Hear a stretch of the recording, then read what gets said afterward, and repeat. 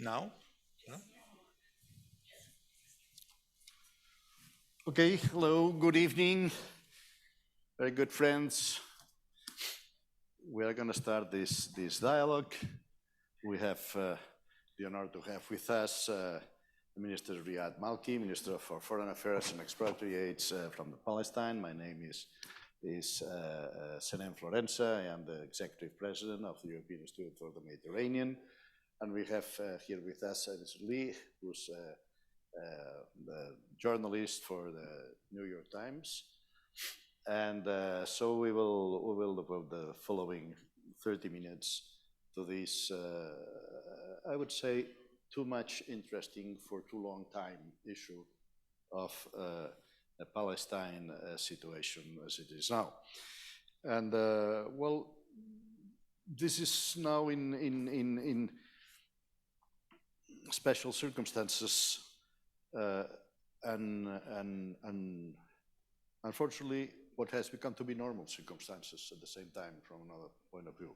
Special circumstances because we have had the pandemic, because we have the attack and war in Ukraine, and so there is a whole new geopolitical setting, and especially in that part of the world, that's affecting everybody. And of course, I presume it's affecting Palestinians in their everyday life, because we know that cereals, wheat, and other things are becoming more expensive, and because there have been, particularly in this last year as well, there's been more unrest in Palestine, with increasing violence, with the result of 30 Israelis dead and 122 Palestinians dead in this last month, this 2022 year. And so I don't know how you see the impact of all this complicated period, and I would say especially the new geopolitical setting with the Ukraine war, on the what kind of effect it has on the aspirations, or the logical aspirations of the Palestinians, because we've seen in general, well, both Ukraine and Palestine are suffering the occupation of their land. So in principle, one could presume that there is a common feeling against the occupiers. But we have seen in the Arab world that many governments who felt reluctant to side with the Ukrainians, and so it's a mixed situation. How do you assess the challenges and the possibilities that the new geopolitical setting has for the advancing of the aspirations of the Palestinian people? Wow, that's a huge question. Um, Obviously, the challenges are there from day one. And every day, people might think that these new challenges are different, but they are of the same. Since 74 years, there are Palestinians who are waiting for their right to return. Palestinian refugees who were expelled from their land, and they have been waiting for 74 years to come back. There are people who have been outside of their territory for the last 55 years, since the 67 war. And they are also waiting for the opportunity to come back. Since 1993, when we have signed Oslo Agreement, people had high expectations that this will change the course of history and will allow the Palestinians at the end to obtain justice, partial justice. But this at least will allow them to put an end to their suffering and to allow them the right to return and to establish and materialize their own independent state. Today, after so many years, we are in the same position, if not much worse. What you have said is correct. We have the pandemic, which really added to the suffering of the Palestinians. You have the economic crisis, world economic crisis, that has affected very much, the situation in the Palestine-occupied territories. You have the food crisis and the increase in prices, which really has affected also that. The conflict in the Ukraine, and of course, moving the attention from Palestine into Ukraine and what's happening there, all of that has its own detrimental effect on Palestine and the Palestinian cause. Now, the Israelis, they read that exactly as you have read it, as I read it. And they tried to take advantage of it, thinking that while the world attention is focusing on somewhere else, Ukraine, the pandemic, the world economic crisis, etc., it is really for them an opportunity to try to change the course of action, to create facts on the ground, irreversible facts, to change realities, and to make the independent, viable, contiguous Palestinian state an impossible task to achieve by creating more facts, by confiscating more land, demolishing Palestinian homes, building illegal settlements, etc., etc. And as long as the world is focusing on somewhere else, then the Israelis think and believe it is really a good opportunity for them to inject the change that they want, and that change will be a reversible change. This is where we are. We feel sometimes alone by ourselves, nobody else's. We have asked for international protection from atrocities committed by Israeli army and by Israeli settlers, to no response. We have been asking for financial support to be able to, resist all these measures of occupation. Nothing like that has happened. The Arabs stopped their financial support to Palestine. The US did that during Trump administration. And even European Union has stopped, channeling money, always saying for technical reasons. But obviously, we do see that there is a pattern among all of them in order to put the pressure on the Palestinians, so the Palestinians will acquiesce and at the end will accept what is being offered to them, less than an independent, viable Palestinian state, and possibly, an autonomous authority under the control of Israel. And so we are in this situation today.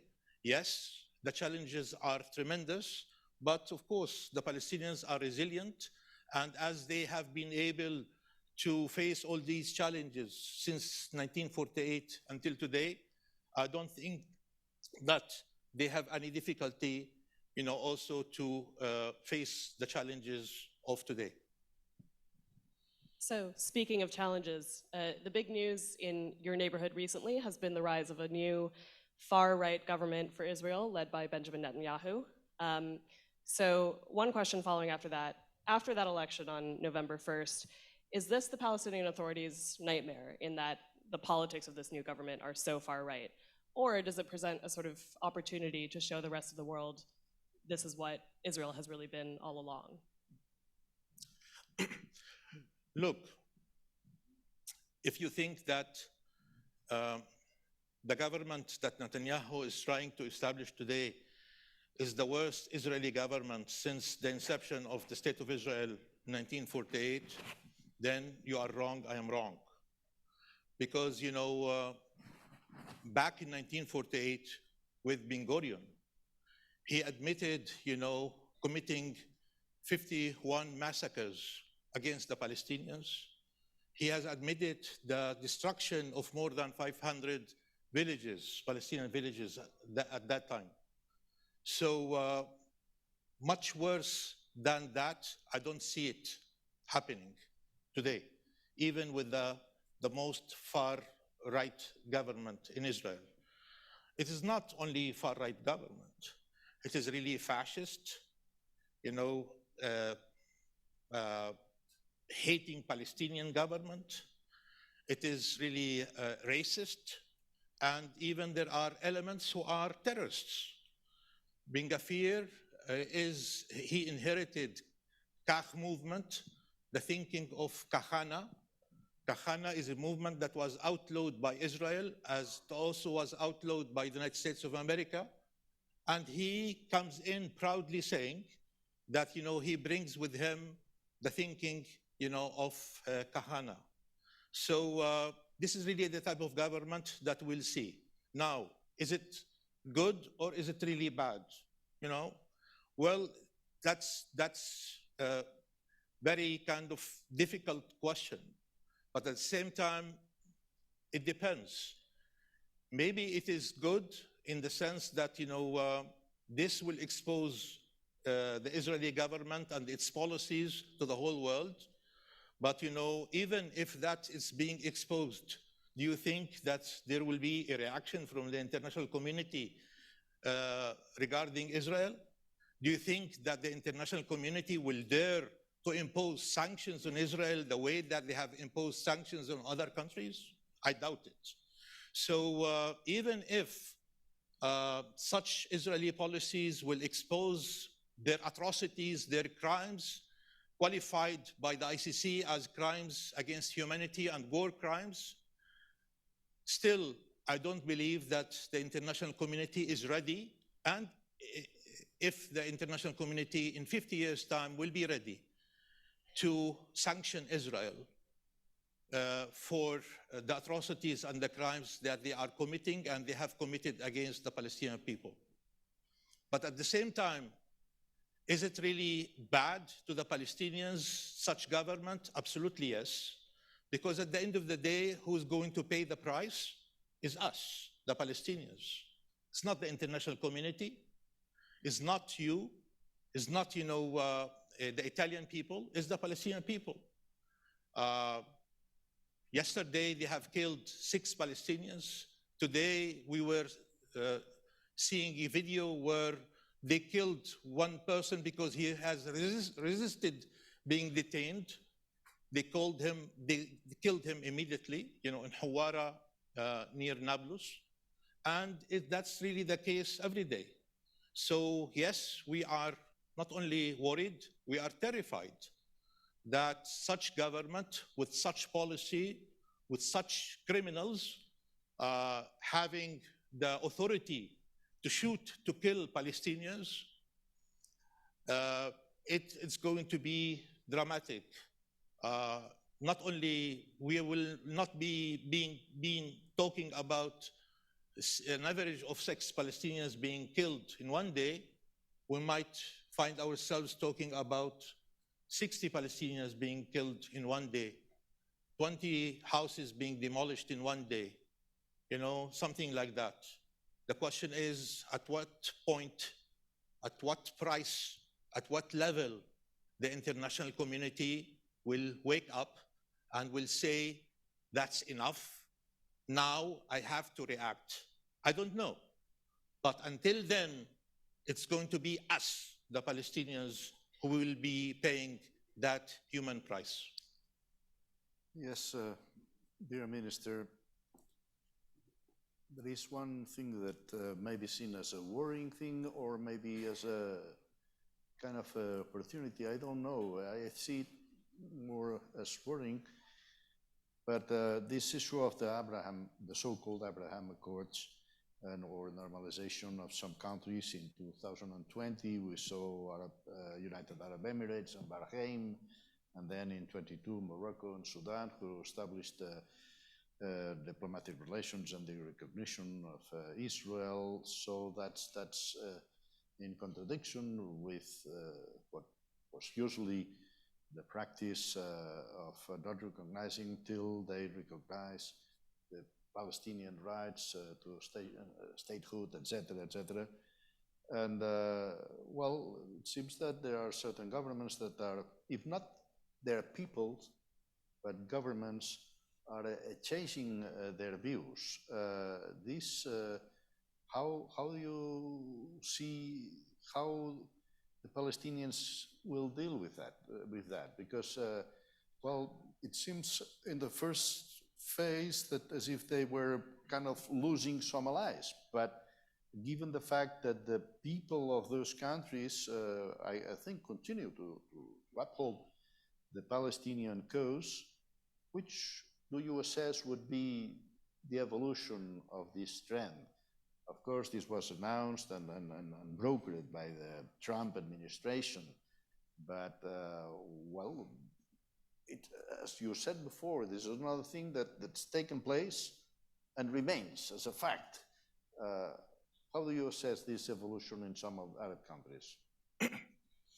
Well, you know, back in 2002, Arab Summit in Beirut, capital of Lebanon, agreed on Arab Peace Initiative, which really stipulates that all the Arabs will sign a peace agreement with Israel, will normalize their relationship with Israel, and will establish diplomatic relations the moment that Israel withdraws its forces from the Palestinian and Arab occupied territories, from West Bank, including East Jerusalem, Gaza Strip, from the Syrian Golan Heights, and from the Lebanese Shab'a farms. And that was really the offer. Now, the Israelis have rejected that offer. Netanyahu, at that time, when he was prime minister, he said, well, I would like to reverse the action of the Arab Peace Initiative. Instead of withdrawing Israeli troops from the occupied territories in order to achieve normalization, I will start with normalizing with the Arab world and then walk in reverse in order to see, you know, when there is a need for Israel to withdraw from the Palestinian and Arab occupied territories, if there is a need to do so. And Netanyahu said, the moment that we normalize with the Arabs on the expense of the Palestinians, then we are bypassing the Palestinians. And bypassing the Palestinians, then we are marginalizing the Palestinian issue, meaning that the Palestinian issue becomes irrelevant, you know, to the whole Israeli-Palestinian and Israeli-Arab peace. And that's why he was in favor of normalization with the Arab world in order just to avoid paying a price himself, Israel, by withdrawing their occupation forces from the Palestinian and Arab occupied territories. So Netanyahu was happy because he was not asked to pay any price for normalizing with the Arab world. He got it for free. And that's why he was so happy, because normalizing with the Arabs, meaning marginalizing the Palestinian issue, it means that, you know, I can sign peace with the Arabs without the need to withdraw my troops from the occupied Palestinian territories, and there is no need for me to negotiate with the Palestinians about a peace agreement with the Palestinians as a precondition for the normalization of the Arabs. This is exactly the mentality and the approach. Now, it seems that the Arabs also did not put any precondition when they agreed to normalize with Israel. For Morocco, for them, it was the Western Sahara. And for them to get a recognition from the United States of America that Western Sahara is an integral territory of Morocco, that for them is what they were asking for. And so the issue of Palestine was not on their radar for the United Arab Emirates and for Bahrain. Obviously, the threat, the existential threat coming from Iran, was the reason for them to consider normalizing relation with Israel, because Iran is a common enemy to both Israel and these two Arab countries. So at the end of the day, such normalization process was done excluding the Palestinians from it and without taking Palestine into consideration. Now, to say that how we perceive it, what kind of connection, there is no connection from day one.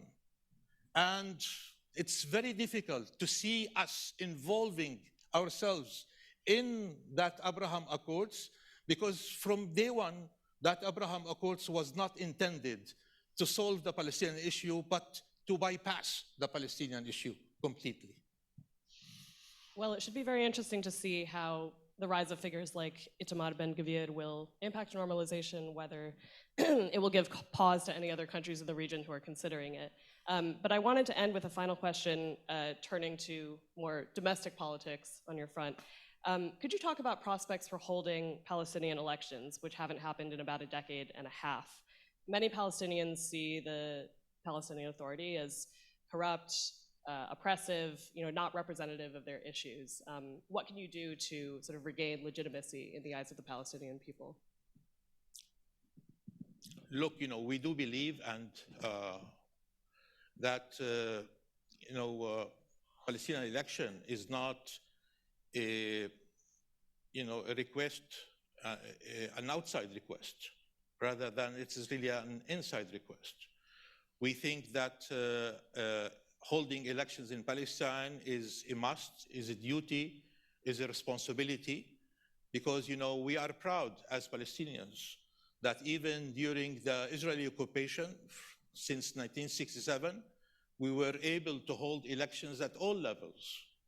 And we are very much eager to hold elections whenever we are able to do so. Now, yes, we have conducted elections back in 1995, 96, 2005, and 2006. And we were not able to hold elections since then for a very simple reason, that, Israel is refusing to allow us to hold elections in East Jerusalem and to hold it in the rest of the Palestinian occupied territories. Now, in the previous 3 elections, Israel allowed us to hold elections in East Jerusalem, and that's why we were able to conduct elections, in all the Palestinian occupied territories. Now, Israel comes and says, well, you can hold elections in West Bank, but not in East Jerusalem. You can hold elections in Gaza Strip, but not in East Jerusalem. No Palestinian will be ready and will accept to hold elections in the West Bank without East Jerusalem. East Jerusalem, according to international law, is a Palestinian occupied territory. According to the Palestinians, East Jerusalem is the capital of the state of Palestine. And for us, the most challenging issue is exactly when the former president, US President Trump, declared that Jerusalem is an eternal united capital of the state of Israel. Then, it's not anymore. Election is not anymore a technical issue. It's becoming a political matter. And you cannot hold elections in the totality of the Palestinian occupied territories without East Jerusalem, because if we as Palestinians accept to hold elections in all the Palestinian occupied territories and not in East Jerusalem, then we are acquiescing, we are accepting the decision of former President Trump that East Jerusalem is part of the united Jerusalem, eternal capital of the state of Israel. This will never happen. And as a result, we need the international community to help us to hold elections in all of Palestinian occupied territories, including East Jerusalem. We want to hold elections yesterday, not today, not tomorrow, yesterday. But you know, how to do that is really the role of the international community. If the international community considers, and they are rightly so, consider that East Jerusalem is a Palestinian occupied territory as much as it is the West Bank and as Gaza Strip, then they have to pressure Israel in order for Israel to accept that we conduct elections in East Jerusalem as much as we are conducting elections in the rest of the West Bank and Gaza Strip. This is really the responsibility of the international community. It's not the failure of the Palestinian Authority not to hold elections. It is your failure as international community that you were not able to fulfill your responsibility and really to pressure Israel as an occupying power to accept that we conduct elections in all of the Palestinian occupied territories, including in East Jerusalem. The moment that you bring us the Israeli okay that we will be able to hold elections, I can promise you that tomorrow we will announce a date for elections, both for presidential and for parliamentary elections. We are not proud that we are not being able to hold elections, but also we want to tell you that Israel has hijacked our democracy by not allowing us to hold elections in the Palestinian occupied territories. They were saying that, you know, they conducted 5 elections in 4 years, but they have prevented us as Palestinians under their occupation from holding free elections in the Palestinian occupied territories. So when you ask me the question, I'm telling you, believe me, you know, we want to hold elections yesterday. For us, you know, elections is something, you know, that's so dear to us. We were under, before even the establishment of the Palestinian Authority, before Oslo Agreement, we were conducting elections everywhere. You know, local government elections, you know, university, student council elections at universities, Chamber of Commerce, trade unions, everywhere. And we were proud of that. We were almost the only country in the region that we were conducting regular elections everywhere that we were able to. Now, when it comes to national and presidential elections, we stop. That's not true. Look, when we decided back to hold elections in the 22nd of May, 2021, and when we informed Israel about the date, Israel told us that if you try to hold elections, we will put people in jail. And so, you know, I myself, I went to Brussels. I spoke to Joseph Borrell. I spoke to different responsible individuals within the European Union, different European capitals. We went to the United Nations in order to ask the international community to help us to salvage, you know, that date and to be able to conduct elections on the 22nd of May, 2021. Unfortunately, none of them were able to give us a satisfying answer. And they said, sorry, we tried and we have failed. That's really the problem. So yes, we want to hold the elections tomorrow. We want to hold the elections yesterday. Help us to hold elections as, you know, the elections that were held in Israel, in Italy, and everywhere else. Yes, in July, this last July, 2022, President Mahmoud Abbas and the President of Hamas, Ismail Haniyeh, were in Algiers with Algerian President Abdel Tebboune to relaunch the Palestinian National Dialogue. And then in the 10th or 12th October, delegations arrived from different organizations, Palestinian organizations and authority, what are the expectations? Because the split in the Palestinian camp, of course, is a hindrance to advance the Palestinian cause. And do you expect maybe with the new administration that will make easy for, in the United States, President Biden visited the West Bank and nominated a new envoy for the Palestinian issues, who said that they would reestablish the US General Consulate in Jerusalem, or maybe you are talking about the European Union. This may be a new setting favorable for the Palestinian national dialogue to advance, because without this it will be difficult anyway. Every time that the different Palestinian factions meet, they reach an agreement. Every time they meet, they reach an agreement. The problem is in the implementation, not in reaching an agreement, but in implementing that agreement. Because when they sit together behind closed doors, they talk among themselves as Palestinians. Very responsible individuals looking for the interest of Palestine. And always they reach that agreement.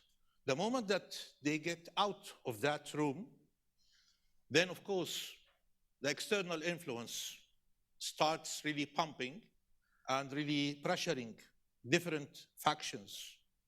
And we see then reluctance and lack of progress and absence of any implementation process.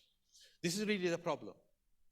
The problem with the Palestinian issue, the Palestinian reconciliation, is in external interference. The moment that we limit and we put an end to the external interference, then I do believe there is a chance for reconciliation to be achieved and for all the agreements that were signed since 2007 until today, to be implemented. The last agreement was in Algiers, as you have said, and it proved exactly what I have said, that when you put the Palestinian factions together in closed room and you ask them to try to reach an agreement, it was really a matter of 2 days. And they came out collectively signing an agreement. With the new American administration and with the attitude of the European Union, do you think, because you attribute it to the external interference, would be easier? You are running out of time, so... Look, the Biden administration did not show any interest regarding such reconciliation process. And it has been really left to the Palestinian leadership to decide, how to deal with that matter. But obviously, yes, when we speak with European leaders, when we speak to foreign dignitaries, always they raise the issue of the Palestinian internal division, reconciliation, as an issue of great concern that requires important attention by the Palestinian leadership. It's true. And it's also true that the Israeli government has used the Palestinian division as an excuse not to move forward in the negotiations, because always they say, as long as the Palestinians are divided, with whom should we talk? With the people in Gaza, with the people in the West Bank. So we have given them a free excuse not to enter in the process of negotiations. We know in advance that they were never interested in the first place to negotiate with the Palestinians. But, we gave them a free excuse to use it as, a reason why not the Israelis are not interested or not really coming forward to negotiate with the Palestinians. So yes, the issue of reconciliation is of great importance. The current Palestinian leadership has put great work, emphasis on this matter, has tried very hard in the last 15 years to come forward with so many agreements and also with roadmaps for the implementation. But as I have said, external interference has really prevented us from moving forward to implement such agreements. Well, so thank you very much, dear Minister, for all your explanations. I think you are facing a very varied and difficult period with a government in Israel that was going to be a difficult factor in the process of your aspirations, but maybe in the general, international scene in Europe or the new administration in the United States, I hope it will bring you better chances to advance in your goals as a Palestinian nation. So thank you. I hope you are right. Thank you very much. Thank you very much for your attention. Thank you. Okay. Thank you.